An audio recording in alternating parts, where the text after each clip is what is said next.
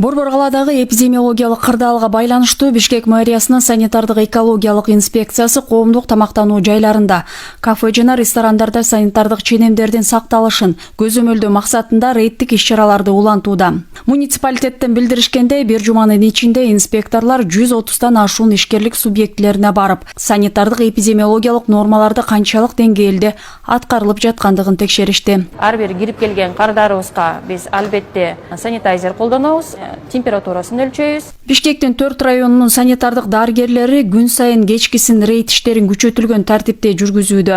Талаптарды аткарбаган ишкерлик субъектилерге протокол түзүлүп, айып пулдар салынууда, дейт Бишкек шаардык санитардык эпидемиологиялык көзөмөл борборунун дарыгери Майрам Иманкулова. Күнүгө кечки саат 6-дан баштап рейд жүрүп атат. Текшерген ал комиссияда райадминистрация бар, центр госсанэпиднадзор бар, биздин көзөмөлдөө борбору. Ошолордун баардыгы комиссия менен чогуу каралып атат да. Эгерде кандайдыр бир коюттун алгоритмин бузган болсо, аларга санитарный предписание берилген да мурда эле, ошолор шарттарын бузган болсо, анда аларга протокол түзүлүп атат дагы, анын бузган шарттар боюнча сразу эле биз Фейсбукка чыгарып атабыз да. Аткарбай жатышса, баарына штраф кетип атат да, бирок общепит договорлорго. Предпринимательдер айтып атат, кандайчылык эле баса каласың деп кеп ада эмес. Биз ошол жерде түшүндүрүү жолдорун көп жүргүзүп атабыз да. Жума ичинде бузуулар жөнүндө кодекстин 293-беренеси боюнча ыйгарым укуктуу органынын буйругун аткарбаганы же талаптагыдай эмес аткаргандыгы үчүн мыйзам бузуучуларга карата протоколдор түзүлдү. Эрежелерди Дюм кебаб, Асман Палаццо, Салтанат Пэлес, кебаб, кафе ресторандары жана башка коомдук жайлар бузган.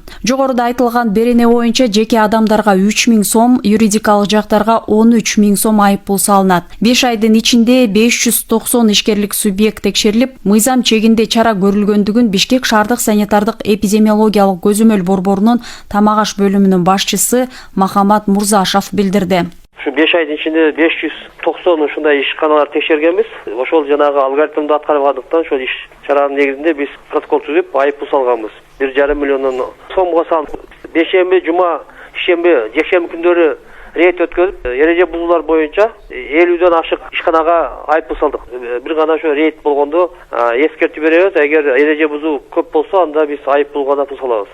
Биз бет каптак деп атпайбызбы? Такпай иштеп аткандар, анан санитайзерлер кээде колдонгон санитайзерлер болбой калат. Анан биз эң эле бир жүйөлүү маселе бул входной фильтр деп коет. Ашкана, ресторанын жумушчулары келгенде фильтр деп, эртең менен жумушка келгенде дене табын текшерип, журналга жазыш керек да. Клиенттер келгенде залда 50%дан жогору болбош керек. Ал арада саламаттыкты сактоо жана социалдык өнүктүрүү министри Алымкадыр Бейшеналиев коронавирус тездик менен жайылып жаткан Бишкек, Ош шаарлары, Чүй, Жалал Абад областарында түнкү клубтарды жана коомдук жайларды жабуу сунушун берди. Деген менен Бишкек шаарынын вице-мэри Виктория Мазгачева азырынча карантиндик катаал чектөөлөр кирбейт. Анткени өлкөнүн экономикасы аны көтөрө албай турганын билдирди.